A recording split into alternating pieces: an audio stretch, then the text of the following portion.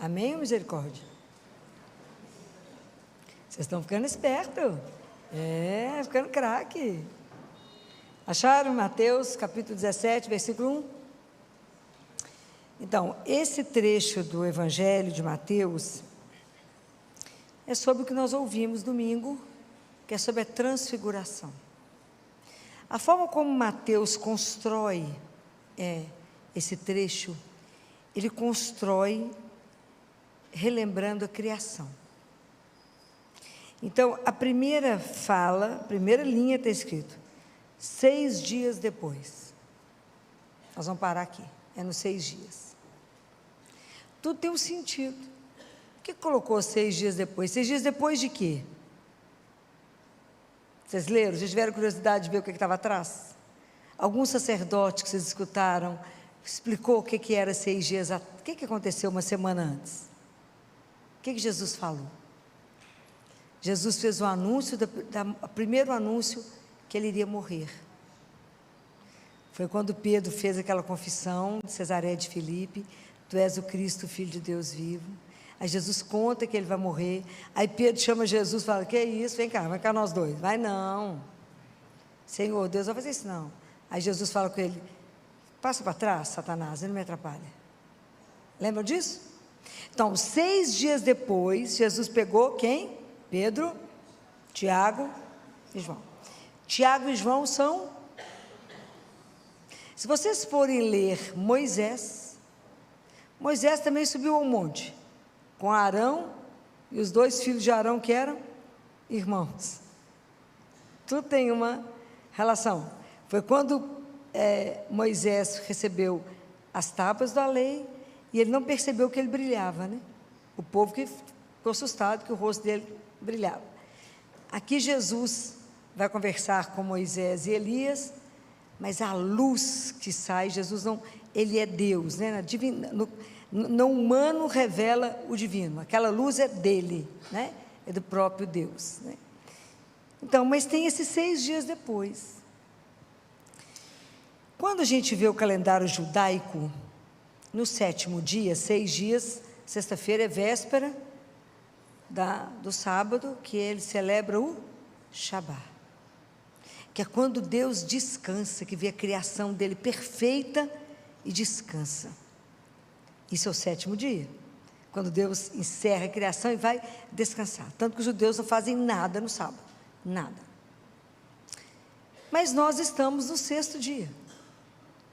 Então isso é um convite para nós. Isso é um convite para mim, um convite para cada um de vocês. 6 dias eu sou convidada a ver em mim, aqui, ao redor de mim, o que na minha vida e na minha convivência está inacabado. A obra não encerrou. É o 6º dia. O que em mim está inacabado? Por isso que o Evangelho, quando a gente lê, ele volta para nós. O que em mim a obra não está pronta? Jesus concluiu a obra dele quando ele morre na cruz, fala: tudo está consumado. Mas Jesus permaneceu conosco, ok? E Jesus tem uma obra para ele dar sequência. Qual é essa obra? Onde que Jesus vai fazer essa obra? Aonde? Em nós. Tem uma obra para ser feita dentro de nós. Quando é que Jesus tem oportunidade de fazer essa obra? Quando a gente faz o quê? Sim, permite, mas quando é que você encontra com ele ao vivo? Na Eucaristia. Por isso que eu quase quero matar vocês, não fazer Eucaristia diária. Porque é na Eucaristia diária, cada vez que a gente encontra com ele, que Jesus, tudo que a gente come, nosso corpo assimila. Quando a gente recebe a Eucaristia, o inverso, é Ele que nos assimila, gente, é coisa extraordinária. É Ele que tem que completar a obra em nós que está inacabada. 6 dias depois, nós somos convidados a hoje a conviver com Ele, perguntar: Senhor, o que em mim está inacabado? Aonde na minha convivência a coisa não está boa, Senhor? Então eu sou convidada a subir a montanha. Que montanha que é essa, gente? Vocês têm que entender a palavra de Deus, porque senão vocês não vivem, ela não te transforma. Jesus transfigurou. Não, é mais do que isso, ok? Que montanha que nós somos convidados a subir? Que lugar é esse? Quando é que eu me elevo? É quando eu rezo, ok? Então, quando eu sou convidada a subir a montanha. Que montanha é essa? É quando eu vou rezar. Rezar é encontrar. Não é rezar uma Ave Maria e sair correndo, não. Não é disso que eu estou falando, não. Eu estou falando de vocês fazerem de verdade um tempo diante dele. Nós temos que treinar uma coisa que se chama silêncio. Porque hoje o barulho é a cocaína do mundo. Tem gente que não suporta o silêncio. Chega em casa e liga tudo ao mesmo tempo. Estou falando alguma mentira? Não. Como que é difícil a gente silenciar. Então eu estou convidando vocês a subir. Eu preciso ir nessa montanha. Eu preciso silenciar. Eu preciso tirar distância da minha vida. Sabe quando você afasta para ver como é que você está fazendo? Vocês já fizeram isso? Você se afasta e fala, deixa eu ver como é que é a minha vida. Esse é o convite. Porque de lá eu vejo melhor. O que no vale eu não estou vendo. Eu não posso permanecer no vale, eu tenho que subir. Porque se eu permaneço no vale, eu me fecho, eu fico no modo egoísta, eu entro numa rotina, daqui a pouco eu estou achando a vida um horror. Não tem entusiasmo para nada. Mas se eu subo a montanha, eu começo a ver as coisas a partir de um outro olhar, que eu vou ter uma companhia que vai me revelar as coisas. Então entender o quanto que é importante eu subir a montanha é várias vezes. Eu tenho que ir à montanha, porque é lá que eu vou ver a minha vida. Lá eu vou ver, a montanha vai dar propósito para o vale, para o caminho. Se eu vou à montanha várias vezes, o meu caminhar aqui no vale é completamente transfigurado, porque ele é cheio de sentido. Eu não vou viver aquela vida sem sentido. E aí a gente vai começando a observar que se a criação de Deus não pode acabar no sexto dia na morte, que é o desfigurar, eu tenho que terminar na transfiguração, que é a ressurreição. Então nós sabemos que nós temos uma meta. O que vai nos desfigurando no mundo? O que nos desfigura? O pecado. Por que Nossa Senhora resplandece beleza? Porque ela nunca conheceu o pecado. Então, é preciso que eu tenha coragem de subir a montanha. Esse é o meu momento de intimidade. Esse é o momento que eu preciso aprender a fazer silêncio. Esse é o momento que eu preciso permitir ser olhada. Fala, não precisa que eu veja, não quero ver nada quando dou conta. Eu preciso que Ele me veja. Existe um olhar que a gente precisa permitir que nos olhe, que nos desnude, que é um olhar de amor, não é um olhar para nos julgar. Eu quero que olhe para mim aquele que tem esperança em mim, aquele que olha para mim e fala, dentro disso aí tem coisa muito boa. Eu quero que Ele que me olhe.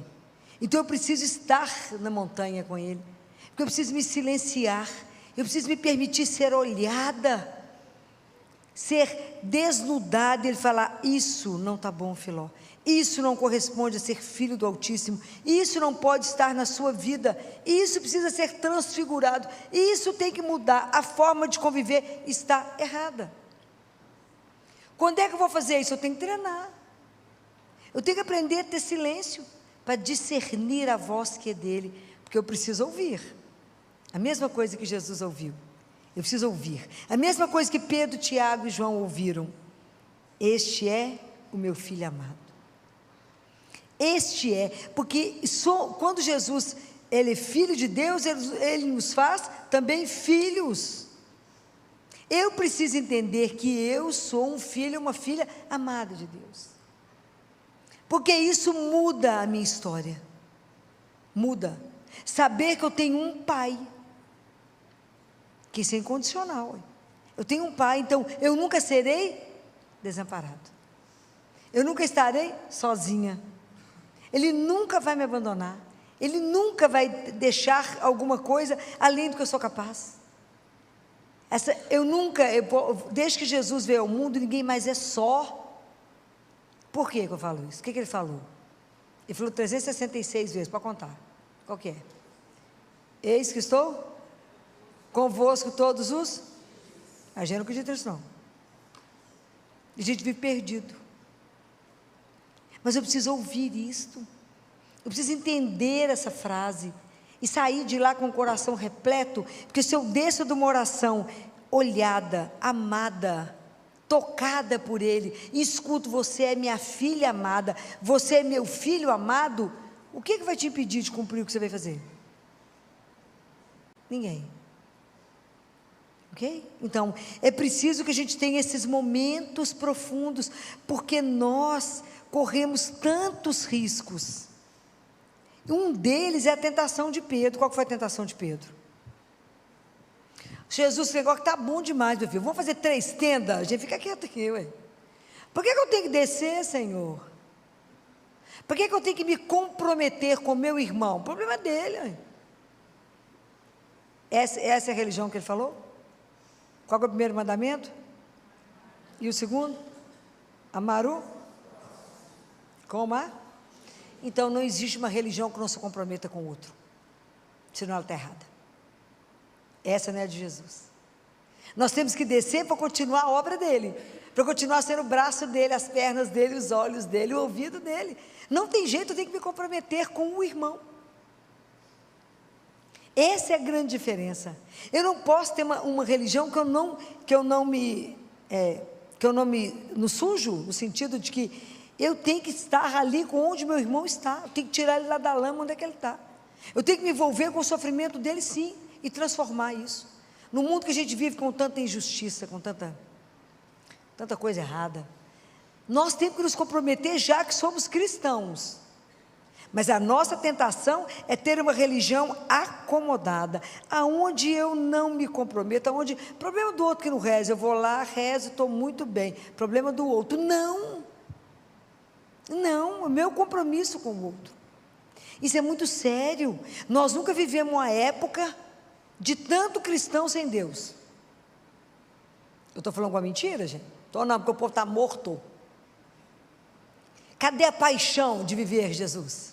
Cadê a paixão de saber que você anda acompanhado? Cadê a paixão de viver a sua vida por causa dele, ele norteando toda a sua vida? Isso é ser transfigurado. É entender, quando eu estou em oração, que tudo aquilo que eu estou vivendo é por causa dele. Isso tem um nome. Eu vivo para ele, porque eu sei a minha meta, onde eu quero chegar. Eu sei que nós somos cristãos, mas não pertencemos aqui. Estamos aqui, mas não somos aqui. Vou voltar para casa. Vocês vão não? Eu vou. Tem pressa de voltar para casa. Então vamos cumprir o que viemos fazer direito, porque eu vou voltar. Mas eu não posso ser sozinho, eu tenho que levar vocês todos comigo. Olha que luta. Está achando que é fácil?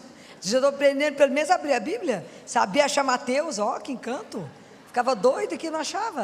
Vou pôr vocês no ponto. Então eu preciso fazer isto, né? Eu quero transfigurar, eu quero ser transfigurado, eu preciso falar com o Senhor. Senhor, o meu modo externo tem que revelar a transfiguração interna que já aconteceu em mim.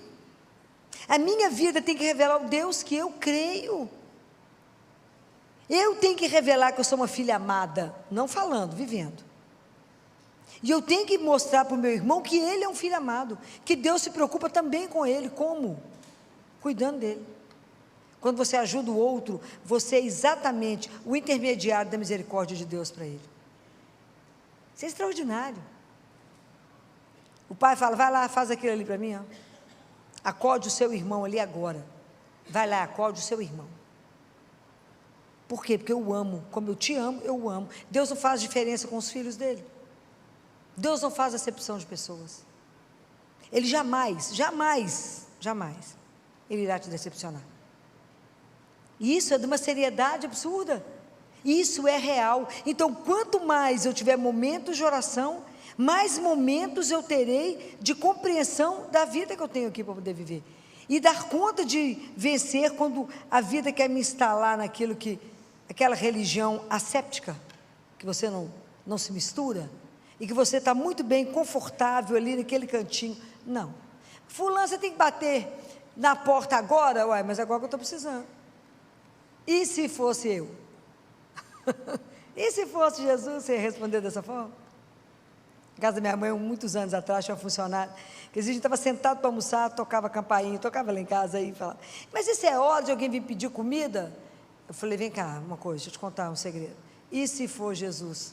Nó, virou d'água para o vinho. Porque começou a prestar atenção, foi a mesma coisa que ele fez com Santa Faustina, não é? Ninguém gostava onde Santa Faustina morava, não sei se chegou a ser um mosteiro, ninguém gostava de ficar na portaria. Um dia Santa Faustina foi. Aí chegou aquele irmão de rua, daquele estado, né? Aquele traje, né? Chegou lá e falou com ela, não tem nada para me comer, não? Estou com fome. Ela falou, espera que eu vou ver o que eu vou arrumar para o senhor, me espera. E ela foi lá e preparou tanta coisa, entregou para ele. Quando ela entregou, ele transfigurou na frente dela, mostrou para ela quem ele era. Quase morreu. Ele falou, os irmãos falam tanto da sua bondade, que eu quis vir experimentá-la. A partir daí tinha briga para ficar na portaria. Que dia que ele voltou? Nunca mais. Porque ele é custoso, uma vez só. Percebeu? Não, nunca mais voltou. Só para ela que ele voltou. Mas isso é para a gente estar atento. Quando eu consigo transfigurar internamente, eu transformo as situações que eu vivo. Por exemplo, a nossa comida, o comer, não é só um ato de comer. É mais do que isso. Porque eu entendo que eu não me alimento só do alimento, mas da presença daquele que está sentado comigo. Compreende? Então, a mesa, a refeição, não fica só o ato de comer, mas comer com. E eu passo a entender que a nossa vida é uma vida partilhada. Eu preciso da sua escuta, eu preciso do seu olhar, eu preciso da sua presença, eu preciso do seu sorriso. É isso que faz parte da vida. Mas isso é quando eu transfiguro a vida. Eu passo a entender que sexo não é genitalidade, é encontro de afeto e de amor. Então tudo a gente passa a transfigurar por causa dele. E somente por causa dele. Ele vai nos revelando a vida sobre um outro olhar. Ele me faz ver aquilo mesmo que eu via de um outro ângulo. Ele fala assim, vem cá, deixa eu te mostrar de outro jeito. Deixa eu te mostrar o que faz aqui, o que acontece aqui. Isso tem que significar para nós a transfiguração. É entender que eu tenho que subir muitas vezes, que eu tenho que subir para descer para o vale, para entender que eu não estou sozinha, que Jesus trabalha conosco no olho do furacão, já falei isso com vocês. Ele está no olho do furacão. É algo assim, absolutamente extraordinário. É o olho do furacão. É Deus junto conosco. Ele não nos deixa sozinhos. Ele cuida de cada um de nós. Ele cuida. É extraordinário o que Ele faz. Vou contar para vocês um fato que aconteceu semana passada. Eu estou, como coordenadora de todo o Instituto Materno Infantil, lá da Santa Casa. Pediram que eu saísse do CTI e assumisse esse outro cargo. Aí, semana passada, acho que foi, já não sei o dia da semana, a coordenadora da maternidade me ligou, mandou mensagem, falou que precisava de conversar comigo por causa de um caso grave que tinha sido internado. Eu falei, dá para esperar eu terminar o consultório? Dá para esperar. Isso foi na quinta para sexta, isso. Eu liguei quando eu terminei o consultório e ela estava chorando. Uma mulher bacana, decidida, uma médica, uma pedra preciosa que a Santa Casa tem. Falei com ela, o que você está chorando? Falou, Filó, nós internamos uma mãe, agora está no CTI, jovem, que já nasceu com problema cardíaco. Ela teve um filhinho de 3 anos. Foi orientada que ela não podia mais engravidar, porque o problema de coração dela é muito grave. O marido, então, fez vasectomia. Mas ela mesmo assim engravidou. Nada é 100%, a não ser não fazer, né? Então, estou falando alguma mentira?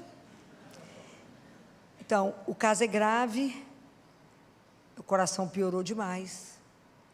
A discussão é que eu tenho que interromper a gravidez. Eu estou desesperada, porque a ciência manda fazer tudo isso. Mas como é que eu faço com Jesus? Tenho vontade de chorar. Como é que nós vamos fazer com Jesus? A literatura manda fazer isso. Tem que diminuir a sobrecarga do coração. Os cirurgiões querem entrar para a cirurgia com ela. Tem risco de sangrar e morrer. Já conversamos com a família. O pai falou, fica a mãe, porque eu tenho um filho de 3 anos. Morre o bebê. O que nós vamos fazer? Eu falei, eu só sei fazer uma coisa na vida, rezar. Não sei fazer outra coisa não, vamos ajoelhar. Jesus nunca faltou. Ele vai iluminar. Eu tenho certeza que Ele vai dar uma luz. Ele vai colocar no seu coração o que tem que ser feito. Você é coordenadora. Ela falou, não posso mandar ninguém fazer, porque sou eu coordenadora. E eu não concordo, então eu que tenho que fazer. Eu falei, vamos rezar. Nós temos até amanhã de manhã, nós podemos rezar. Vamos rezar. Eu falei, cara, vou chegar em casa e vou direto para rezar o terço. Ela falou, vou rezar com você. Então vamos rezar. Eu falei, Jesus, o caso é esse. É preciso que o Senhor fale no coração dela. A situação é muito delicada. É muito crítica. Nós precisamos salvar a mãe. Queria salvar os dois, mas quem somos nós? Nós somos só médicos. E nós temos um combinado, nós tratamos, sua cura. Então, vamos lá. Rezamos. Aí, eu estou fazendo a rosário de madrugada, acordo 3h30. 15:04 mandou uma mensagem para ela, assim, acorda, joelho, vamos rezar. Vamos rezar o rosário. No final do rosário, estava no 4º mistério do último terço. Foi o dia do padre Edmilson. O padre Edmilson falou assim, Jesus está mandando uma palavra de ciência aqui. Está curando um câncer, está curando alguma coisa.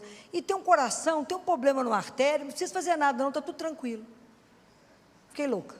Falei, ela. Falei, de 1,5 milhão de pessoas, eu jurar que é ela, né? Tem fé nessa história, né? Aí acabei de arrumar, porque eu tinha que ir para a igreja, eu tinha missa. Liguei para ela, 6h10, falei, não faça nada até repetir o eco. Vai para o hospital, repete o eco. Jesus fez alguma coisa no coração da menina, não sei o que é não. Que é isso, Filó? Ele fez. Você escutou a palavra de ciência? Alguma coisa aconteceu no coração daquela moça, eu não sei explicar o que é não. Pode ir direto, vai lá. Depois nós encontramos, porque eu vou voltar para o hospital, nós encontramos lá no hospital. Aí ela foi para o CTI, do coração, CTI do Procórdia, ela chegou. Tinha 2 médicos. Um, ela já conhecia, era plantonista, falou com o outro assim, oi, você é quem? Ele falou, eu sou o João. Você é plantonista aqui? Não, eu só faço eco. Ela falou, como é que é? Não precisou nem pedir. Você podia, aí contou a história e falou, não falou que a gente estava rezando, né? Falou, você podia repetir o eco, porque eu vou levá-la para um procedimento, nós estamos avaliando o risco de sangramento e de óbito dela. Claro, repetiu o eco. E Jesus mudou tudo. A urgência foi transformada. Ela tem um problema de coração? Tem, continua tendo. Mas aquela urgência absoluta, que teria que tirar o bebê ou não, acabou. A decisão de Jesus foi, não vai ninguém, fica os 2.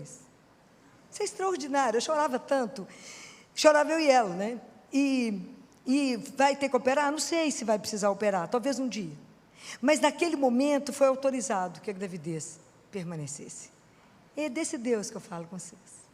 É desse Deus que é real, que eu falo, que está no olho do furacão conosco, que entra na nossa história, que vê a angústia. E ela falava, Filó, eu não sei se eu danço, se eu canto, o pessoal vai achar que eu sou louca, mas é porque eu não estou dando conta de ficar em mim de tamanha alegria. E agora, Filó, meu coração está em paz, porque a mãe e a criança poderão seguir.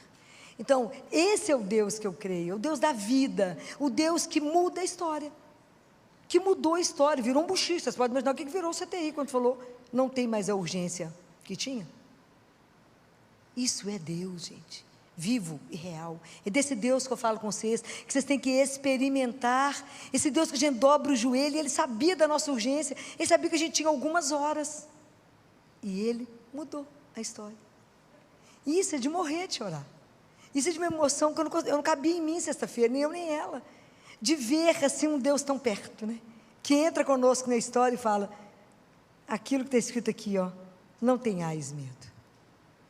Não tenhais medo, é o que Ele fala com os discípulos, levantai-vos e não tenhais medo. Não tenhais medo de assumir que me amam. Não tenhais medo de receber a Eucaristia e deixar eu transformar você. Não tenhais medo de eu andar com você. Não tenha medo de me entregar uma situação e falar, mostra para nós qual que é o caminho, Senhor. E Ele sempre tem algo espetacular.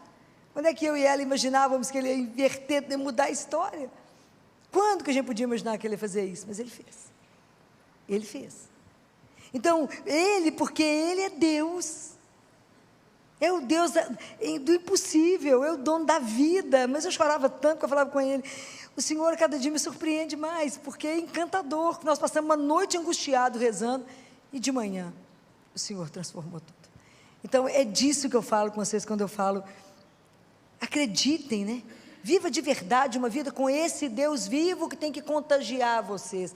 Ninguém nunca ouviu falar que foi contagiado porque ouviu falar de uma doença. A gente só é contagiado, recebe o contágio se a gente encontra com o vírus, né, da doença.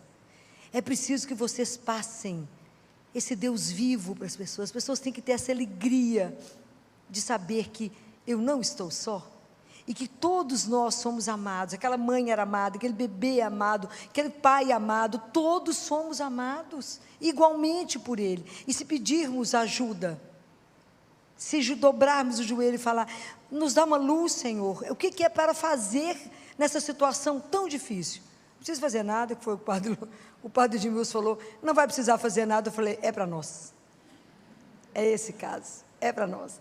Então, Deus cuida, Deus revela, precisamos de momentos de montanha, para viver no vale, que a vontade é de não pegar o boi pelo chifre não, mas é preciso voltar, assumir de verdade o trabalho que Jesus ainda precisa continuar.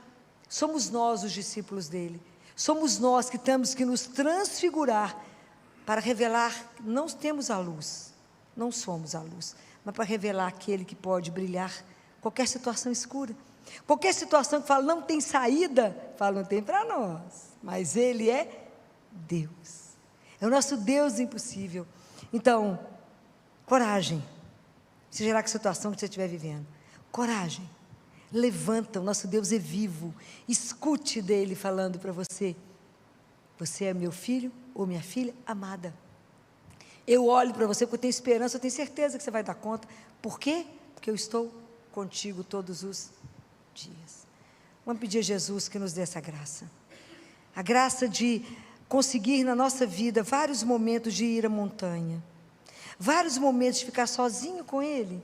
Ai, que privilégio temos de poder conversar com Ele, de poder ver a nossa vida pelos olhos dEle, de poder entender o caminho que a gente está fazendo e falar, é esse, Senhor, o caminho? Senhor, nós estamos angustiados, é só essa opção que temos? Nos ajude, na nossa miséria, na nossa ignorância, nos ajude. Quando a gente não dá conta, falo, que bom, temos Ele, e Ele não falta, é o que eu falo com vocês, Ele não falta, Ele é Deus, Ele cuida. Vamos pedir a Nossa Senhora, que rezou tanto, que viveu tanta coisa em silêncio, que nos ajude a silenciar o nosso coração, a silenciar, a abrir o nosso ouvido para escutar isso que Deus quer falar para cada um de nós. Você é a minha filha amada, o meu filho amado, não tenhais medo, levantai. Levantai-vos, não vão ficar sentada naquela situação de dor ou de sofrimento, de pé. Por que eu vou andar? Porque o meu companheiro me sustenta, e meu companheiro tem nome, é Jesus de Nazaré. Que o Senhor possa essa noite renovar as nossas forças, e revelar em nós, o que nessa obra nossa está inacabada, para que Ele possa fazer de verdade, a obra completa, que está marcada para acontecer para cada um de nós. Louvado seja nosso Senhor Jesus.